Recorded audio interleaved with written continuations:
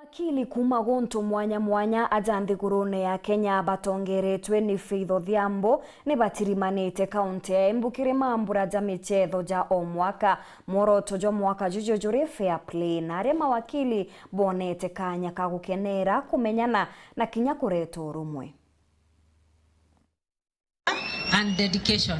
Aruti wira a ruvonge rwa mawakili magwatanirite na amagoti bunge nene na aria engi ni magwatanirite thiini wa mathako ngurani ma wa mwaka thiini wa University ya Embu. Mithako ino ni irathi vandu barasa kugacirithia ugima wa mwiri wa aruti wira aya kumana na wira mwingi na munene na wa bata uria marutaga. Ino ni kuringana na murugamiriri munene wa ruvonge rwa LSK niwe Faith Odhiambo. Our theme is fair play and where justice meets sports.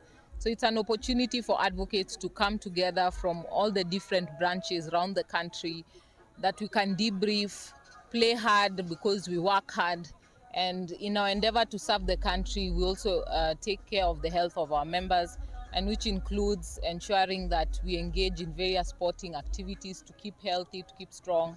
Mwenari wake njanji munene wa igoti ria Embu niwe Lucy Njuguna ni urauga ino ni njira ya kurete vamwe aruti wira a mvonge ngurani niguo mabote kuthondeka urata uria ukamatethia thiini wa mawira mao. The LSK has worked well with all the courts and has demonstrated unwavering commitment to enhancing our professional lives through various initiatives, and the Justice Games is a shining example of such efforts.